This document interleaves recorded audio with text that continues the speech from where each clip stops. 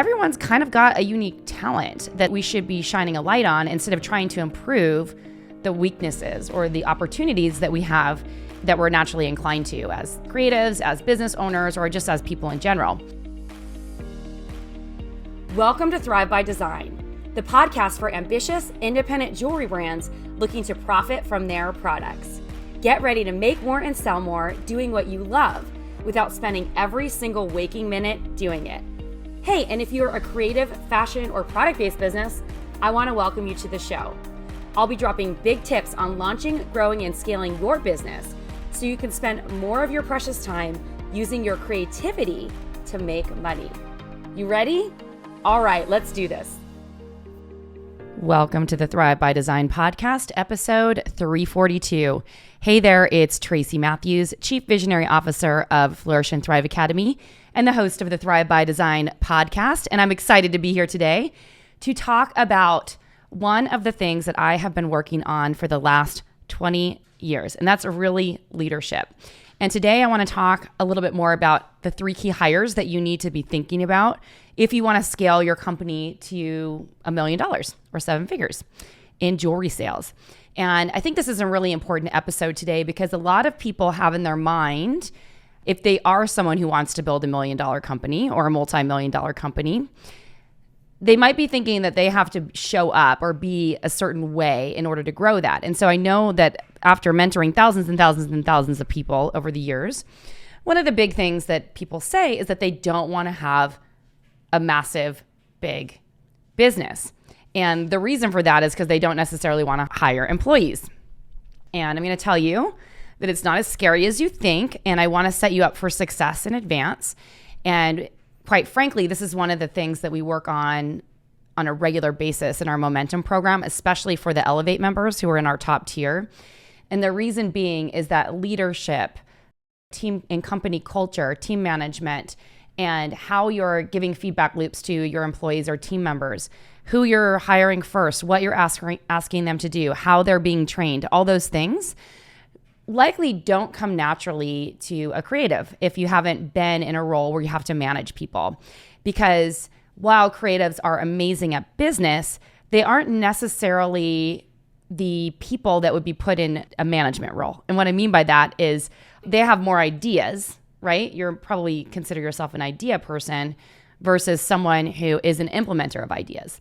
And so it's an important distinction to make because as you are growing your company and thinking about like your next step in your business, whether you're trying to, ramp up and get to about 100,000 a year or build a multiple 6-figure lifestyle business or really scale that multi 6-figure business to multi 7 figures or whatever you're shooting for. You have to nail this and get it right. And if you're in that spot where you're thinking about hiring people or you've already started and you feel frustrated because you're like, I'm not really skilled at managing people and I don't like that part of the job or the business, then I'd love to invite you to apply for our Momentum Elevate program. And we will help you set up leadership structures for growth. So you can head on over if you're interested in learning more to flourishthriveacademy.com/momentum. That's flourishthriveacademy.com/momentum. And if you want to read a little bit more about what I mean by leadership versus operating your business out of maker mindset or acting like the chief visionary officer, then I've got a treat for you. I wrote a book. It's called The Desired Brand Effect, Stand Out in a Saturated Market with a Timeless Jewelry Brand. It is getting rave reviews. And I know some people have been on the fence about trusting me or wanting to buy it. So I'm going to give you the first chapter for free. And quite frankly, that has been the chapter that has changed the lives of the most people and that gets quoted the most on social media when people take pictures of it. So I wanted to just give you that offer if you're interested in downloading it. It will be in the show notes. You can head on over to desiredbrandeffect.com/chapter1 as well to download that free chapter. All right. So today we're talking about hiring people and the structure of a 7-figure jewelry company. Now, one of my biggest struggles, my first time out of the gate starting a business, was understanding that leaders and visionaries are not managers. In fact, I thought at that point in my life in the late 90s, early 2000s, that if you were a business owner, you actually had to be good at business, meaning all sides of the business. What I failed to realize is that everyone's kind of got a unique talent that we should be shining a light on instead of trying to improve the weaknesses or the opportunities that we have that we're naturally inclined to as creatives, as business owners, or just as people in general. And you've probably heard this like adage before, you might hire someone who's an amazing person, and in the right role, they might be an amazing asset, but you have them in the wrong seat. So this is all about like understanding like where you belong in your company and where team members belong in your company, depending on your individual skill set. And there's a huge difference here. So, I talk about this in the first chapter of the book. So I highly recommend that you download that first chapter if you're interested. But there's a big difference between leaders and managers. The leader or the visionary of the company is their purpose, or the creative, which is probably you more than likely. Their purpose is to build excitement, direction, and create the vision for the company, and also create the company culture, create the products, whatever that might be the face of the company to the outside world, all those things. A manager is someone who leads the team and manages the people on the team. That means that they provide coaching and feedback. They're the ones doing the review processes. They're the ones who have to deliver the bad news often. And the reason why this is important is because you want to stay in a space of being motivated and inspiring people. And it's hard to do that if you're having to, lay down the velvet hammer often, It's really hard to coach and get people excited at the same time, especially when you have to give them, negative information for whatever reason. And in the late 90s, early 2000s, when I was just starting out, I didn't know that much about personality assessments and how powerful they can be to helping you, step into your power and be the best that you can be. And, over time, I think I took the Myers-Briggs when was that? Probably like maybe 2007 or 8. And I realized that I was an ENFP. ENFPs are the campaigners. They're extroverted, intuitive, feelers, and perceptive.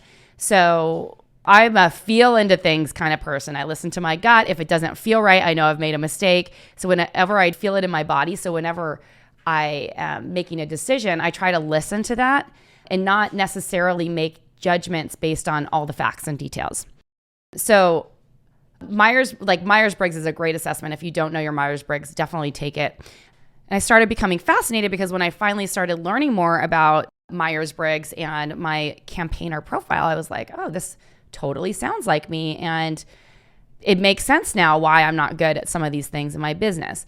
Then I was led to taking the Enneagram, and I realized I was a 7 on the Enneagram. So business has to be fun for me. I have an 8 wing, which means I'm also have the totalitarian in me, but I'm a 7 with an 8 wing, which means that business has to be fun. And I also motivating and inspiring people and, being a leader. And, we can talk about 8s being the argumentative ones, but, they really are passionate about what they do. And that's, I think, why they're closely aligned with 7s, because 7 have to find passion in everything. The second that business gets boring, I start to check out and burn out. So that was important for me. And had I had that clarity when I was trying to save my business back in 2008 and 9, things might have been a little bit different, because I would have realized that if I wasn't having fun, I need to get back to the fun in order for me to stay motivated. And then that leads into motivations, as a leader, what motivates you to show up, but also understanding what motivates your team members to show up. I think a mistake that a lot of employers make, and I've made this mistake too, is that we think everyone's motivated by the same thing. We've heard of assessments like what motivates me or 5 love languages, right? These are important things to understand. How do people want to be recognized? Is it financially? Do they want gifts? Do they want words of affirmation to be publicly shouted out amongst their peers? Is that the thing that gives them that motivates them? Maybe it's that, obviously you want to bring physical touch in a work environment, but, whatever that might be, it might be a pat on the back or a handshake. That might be something that motivates someone, or quality time with your leader, or maybe it's getting compensated for the work. So there's a lot of different reasons or different things that motivate people in their career. There's a book called What Motivates Me, which is really interesting. I think they dial it down into key motivators. There's also another philosophy called Will Drivers, which is all about how people show up. Like, are you a belonging person? Are you someone who operates from a sense of purpose?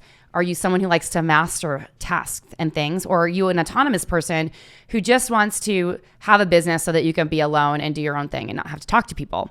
And people on your team are the same as well. And then a couple of other assessments that I'm going to mention. I'm not going to go deep into those, but wealth dynamics and Kolbe, these can all be really powerful, not only in understanding yourself, but eventually understanding the people that you hire. And so if you haven't really leaned into assessments, this is going to be a really important thing that you think about as you're building a team, because you want to understand you don't want everyone to be the same as you. You want them to complement you. So if you're a creator or a star, which I'm guessing probably the majority of the people here are mechanics, creators, or stars, because that's the creative wing of things. I have met jewelry designers who are accumulators, which is fascinating. They have very successful businesses because the accumulators are the ones that can make money out of anything. And Kolbe is really important to understand, like, how quickly you work, how much information you need, how good on follow through are you and completing tasks, and your team members. And so if you get a bunch of people, like let's say you need to hire an operations manager whose job is to follow through on a lot of different things, and you hire someone who has low follow through and they're not getting the work done, well, you maybe have, set yourself up for that disaster in the first place. So these are all really important. I'm going to list all of these in the show notes and a couple of other assessments that I think are really important. And you can check them out if you'd like. And then also, I think the other thing that's really important when you're becoming a leader is, before you start hiring people, is to understand that you need to give a feedback loop to your team members. Because if you don't, and they're not doing a good job or they're doing a great job, they don't know either way. So if they're not getting, accolades and rewarded and acknowledged for doing awesome things, they're not going to know the difference between when they're not doing well. And the same thing goes for when people are really operating at subpar levels. Like, are you giving them a consistent or constant feedback loop so they know your expectations and how it's supposed to go? And while this podcast is not about those things, I want to make sure that you understand that as you're growing your business and reaching to the next level, that it is really important to make sure that you have some of this understanding in place before you start hiring, because that's what's going to help set you up for success. So today, it's all about the 3 key hires that you need to build a 7-figure jewelry brand. In fact, I'm going to be talking a little bit more about this on a masterclass that I'm going to be hosting soon called An Inside Look at a 7-Figure Jewelry Company. And if you'd like to attend that, I would love to invite you. You can head on over to flourishthriveacademy.com/7figures and save your seat right there for the masterclass. All right. So, as I mentioned before, as the visionary of your company, you likely aren't going to be a great manager of people. And if you are a great manager of people, maybe you need to hire in a designer, because typically I haven't found those two skill sets to be necessarily in tandem. And if you have both, amazing, which is awesome. Like, if you love managing and coaching people and you love creating, that's awesome. But if you don't, then I want you to think about this, because as you're building your team and you're getting these core positions in place, you may have more people working for you at this point, but ideally what you're looking for is to bring in leaders as opposed to people who are doers.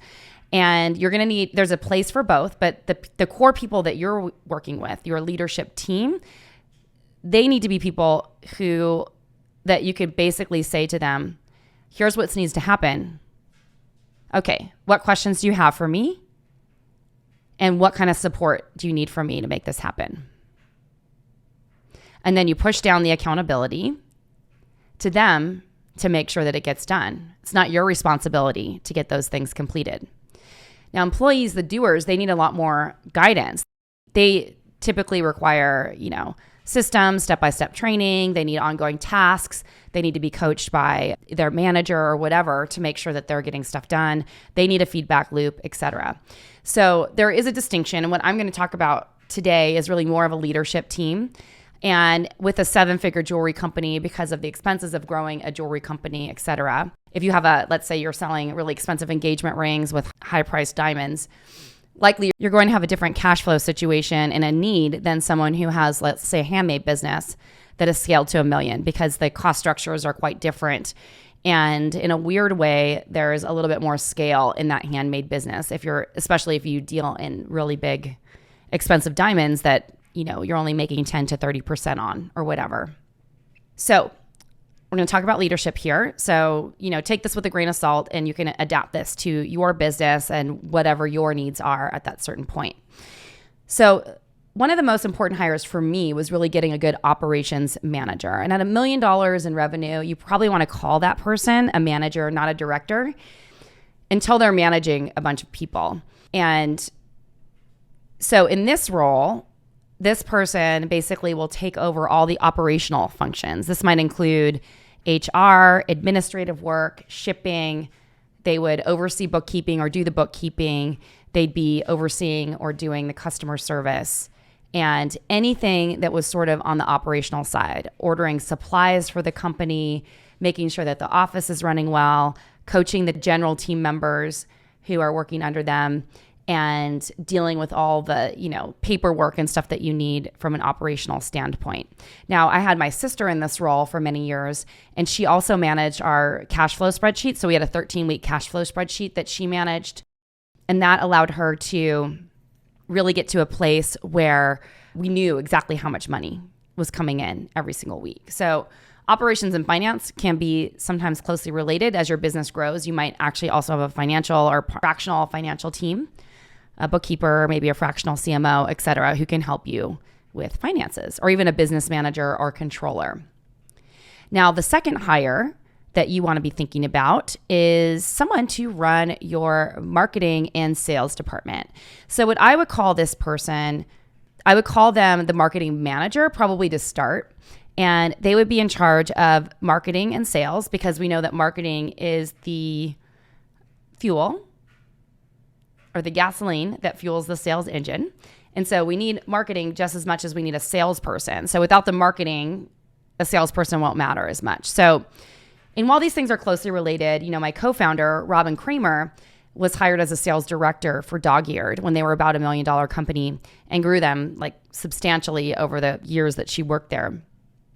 And it was fine that she was hired in at that position for that time because that company was primarily selling wholesale. So a sales director would be reaching out to the stores and booking appointments and planning all the trade shows and stuff like that, which is great. So in that case, that would be kind of the same role. But if you're doing more direct to consumer or a hybrid business where you have multi-streams of revenue coming in, and a lot of them are from digital aspects, I would probably hire the marketing manager or director first, and then have a salesperson working underneath that marketing person.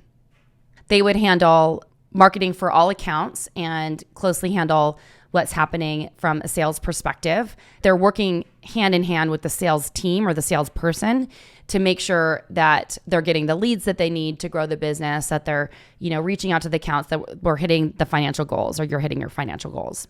They'd also be managing your digital and analog marketing strategies. So digital would be anything happening online, obviously, social media, owned marketing strategies like your email marketing strategy, your content marketing strategy, your SMS strategy, anything where you're trying to get traffic or sales to your website. If you're selling on third-party applications or doing anything like Amazon Handmade or Etsy or another type of third-party platform, they'd be handling that and making sure that that was, things were up to date and managing the team under that, or your team of VAs, virtual assistants.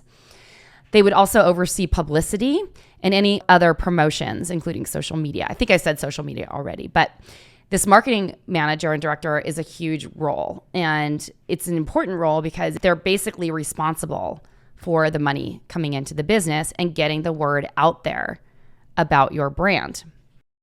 And our third hire that I think is really important is a production manager. And the production manager basically takes all the administrative work off your plate from the production process. So even if you're still involved in making jewelry, which seems to me would be incredibly hard unless you're doing fine jewelry, really high-end fine jewelry, and you're on the bench to handle it at $1 million in revenue, more than likely you've stepped into your role as the designer of the company or the person who's making the samples and the products and getting those things out there. So your production manager would take all the administrative work over you and basically manage your production team. So they would be creating all the production Bibles or the contents for your production staff so that they can make the products properly. They'd be overseeing quality control. They would be developing any systems for production. They'd be doing all of your ordering. They would be in charge of inventory and supplies, inventory management, and all the supplies you have on hand. They'd be responsible for making sure that you weren't overbought or underbought in supplies and that your shipping costs were reduced from a vendor standpoint, et cetera. So this production manager point, at a certain phase in business might be combined with your operations manager, but at a certain point, you would definitely want that to be its own role. All three of these people need to have very strong, basically time management skills. They need to be really great at project management because they're dealing with a lot of details, and they need to be super high on follow through. And the most important thing that I would want to say is as you're moving someone up into a managerial role or a director role is, once again, you need to hire people that are leaders. This is not to say that you can hire them and expect them to know what to do. You do need to coach them and train them on your way of doing things. This is why I'm always touting the importance of really documenting everything that you do from a branding perspective, from a voice of customer perspective, from a, systems perspective in your business. People need to know what your expectations are up front, but you want to get people who are qualified in a sense, who have that leadership capacity to basically pop in for you to say to them, here's what needs to happen. What do you need from me to actually make this work? And I think that is really, really powerful, because if you don't, then you're going to always struggle, and they're going to be coming to you asking questions and really feeding on you. And one of the things that I've really encouraged people to do is set strong boundaries. And a lot of people can be coached into being leaders, and this is an important part of that. One of the things that I'm constantly working on with my team, especially the people in the leadership role, is asking them, what do you think? Or how would you solve this problem? Because I think when people don't feel like they have permission, I'm noticing this sometimes with my chief of staff. He's amazing. And also, he wants to make sure that he's not overstepping his bounds sometime, right? So he'll ask me questions like, can I do this or whatever? I'm like, I finally said at a certain point, Odie, if it costs less than this, then and you think it's a good idea, then go ahead and do this. You don't have to ask me every single time. What I'm more concerned about is that my team members are happy and that they're doing a good job. And, I'm going to talk about this a little bit more on the podcast. We've been in an interesting...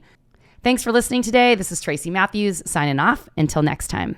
We've had a lot of churn in the last 2 years based on, hiring people, training them, and then realizing they weren't actually a culture fit for the company. And this is really important. And it's been hard for me not to beat myself up, feeling like I'm a bad person for letting these people go, or for them maybe resigning before I actually had the opportunity to let them go, because I'm like a people pleaser. I don't want to hurt people. I want them to like me. And I am like an eternal optimist. I want it to work.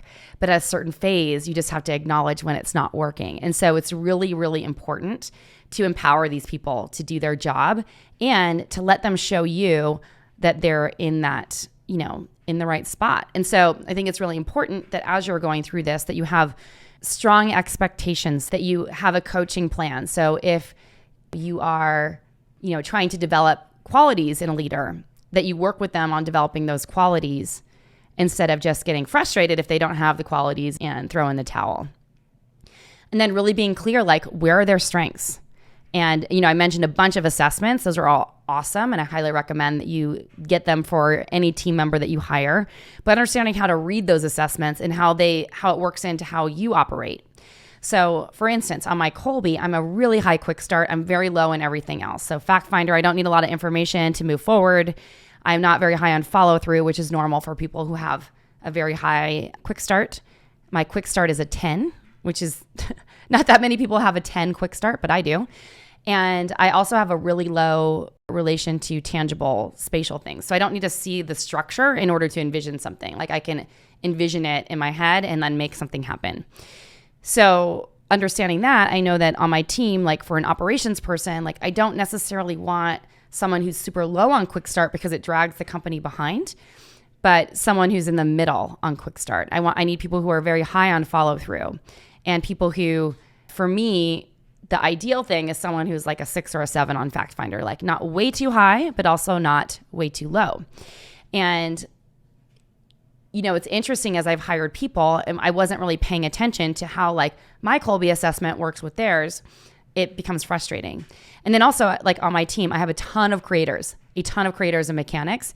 And we're really trying to fill in the gaps to find more deal makers and people who have more steel in their profile. So I finally hired a Lord, who I'm a star on the Wealth Dynamics profile, and I need to fill in with a deal maker and a Lord. And the Lord is my executive assistant, Lisa, and she's super organized and very structured. And I'm sure when she walks into my work apartment, she is horrified with all this stuff everywhere because she is like one of those people who keeps everything like really tidied up in a bow. I need that. Like I need someone like that on my team to keep me in check. And so the point here is that as you're hiring people and as you're kind of bringing these key players into your team to help you lead, I want you to remember that they're here to support you. They're here to help you grow your company. They're here to support you. And if you can make that distinction, you'll have a great time finding people who enjoy supporting others, because you're looking for leaders who want to be on a team, who want to support others, not people who want to be entrepreneurs. And I always find, this is another thing I just want to mention before I sign off today. One thing I really find fascinating is when I interview someone and they consider themselves a visionary, and I'm like, I don't need another visionary on my team. I got all the vision in the world. And while you want someone who has some visionary aspects, if they identify as a visionary, they should be running their own company more than likely, or in a strategist role for the company that they work for. And typically those are bigger companies. We don't need a lot of strategists in a smaller company. You want to have some strategy, but you know what I'm saying. So, or hopefully you know what I'm saying. So pay attention to what people are saying and listen. And as you start learning about like where your strengths are a little bit more and what you love to do, start to fill in the gaps with people who love to do the things that you don't love to do and are good at it. Cool? All right. So I'd love to share more about this on the masterclass that I'm doing. It is called An Inside Look at a 7-Figure Jewelry Brand. I will definitely have that over in the show notes. And we're going to be talking a little bit more about what it takes to scale a company. And then if it seems like a good fit, we're going to invite you to participate and apply for our Momentum program if you would like ongoing support. In the very least, this masterclass has been incredible. We've gotten really great reviews on it. We're going to be giving away an amazing organizational chart called the Inside Look at a 7-Figure Organizational Chart. So you can download that for free and keep it as my gift for coming live to the masterclass. So head on over to flourishthriveacademy.com/7figures and save your seat today. Thanks for listening today. This is Tracy Matthews signing off. Until next time. Thank you so much for listening to today's episode. It's my mission to help thousands of creative businesses inside and outside the jewelry space use their creativity to make money. Make sure that you're subscribed to Thrive by Design on iTunes, Spotify, Stitcher, and wherever podcasts are played. And we'd love to hear what you think. Please rate and review the show. And if you're inspired, please share this with your friends. Cheers to seeing you flourish and thrive.